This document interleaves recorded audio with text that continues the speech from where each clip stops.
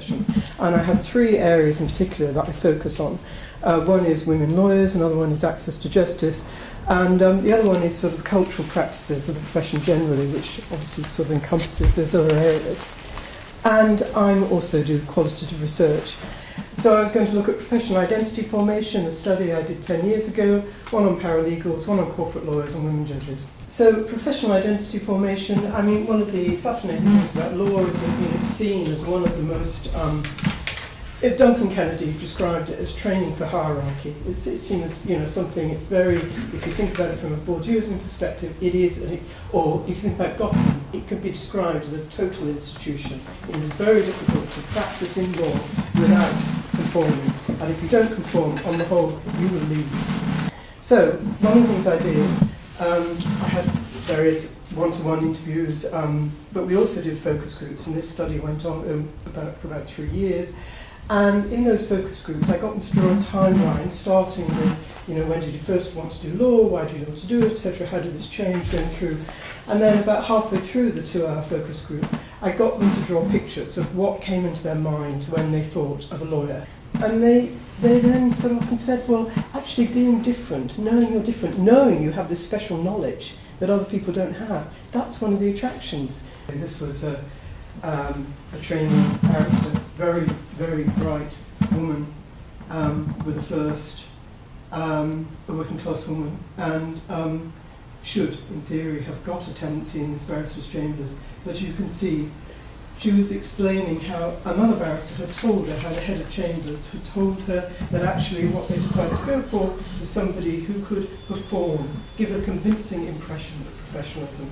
So the next study was paralegals, and that was partly came out of this first one because it became clear that actually many of these students were going to be paralegals rather than ever getting to the profession, which is what happened.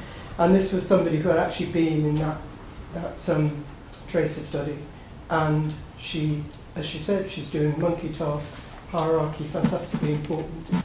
But what's interesting, again, is within that general picture, there's huge variations because in some firms you will find people actually having to do the work of a qualified solicitor, especially in those few firms that practice legal aid now, or really, facing huge financial problems. But they're not given any resources whereby you could do that practice. So another study I did was of corporate lawyers.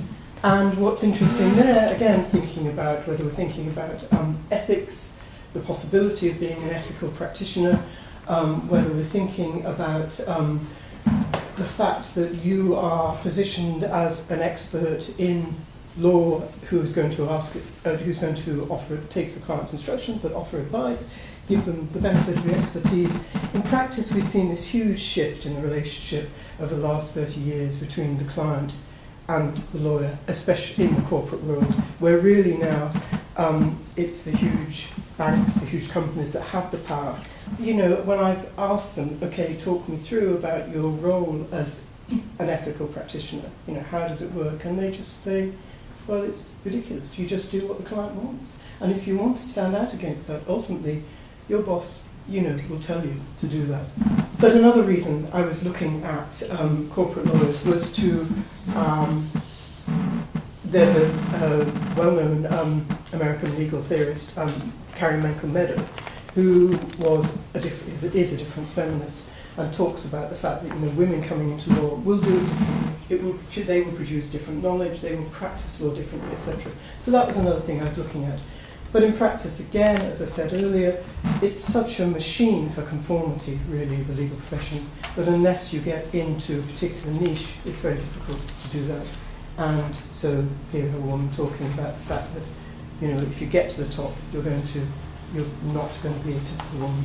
And again, thinking about work, thinking about the nature of work, the work that's produced, the knowledge, what we see as well is that the sort of downgrading a lot of the work that's happened across the board, and in certainly the legal aid firms, which paralegals are doing. We also see it in the corporate law firms, of course, that actually the work has been broken into chunks, has been as a result of obviously new technologies, and that the boring routinized work is largely as this one says, a pit to put women in, to do that high volume, low value work. Well, the final study, women judges, I did this about 5 years ago, and again it was partly arising out of Carrie Meadows' question of whether women lawyers can lawyer differently. And what's interesting, again, is thinking about how, therefore, your professionalism is enacted, how all these things that I talked about in terms of what firms are looking for, namely being sort of posh, having the skills to project yourself as somebody with a high level of culture. We also see it here, that this woman felt that she very consciously dressed in a particular way, and the way she carried herself in order to say, I am a professional, I am not just a woman. So, I mean, that's another thing that came across so clearly in people's embodied practices, in people's relationship to their work. There's these incredible dissonance between different identities, which is so apparent with these outsiders. And so I think when we're thinking about, when I was thinking about your themes and how knowledge is made and how it's practiced, etc., I think law is a very interesting case because it's an extraordinarily contested field in women, which is changing very rapidly.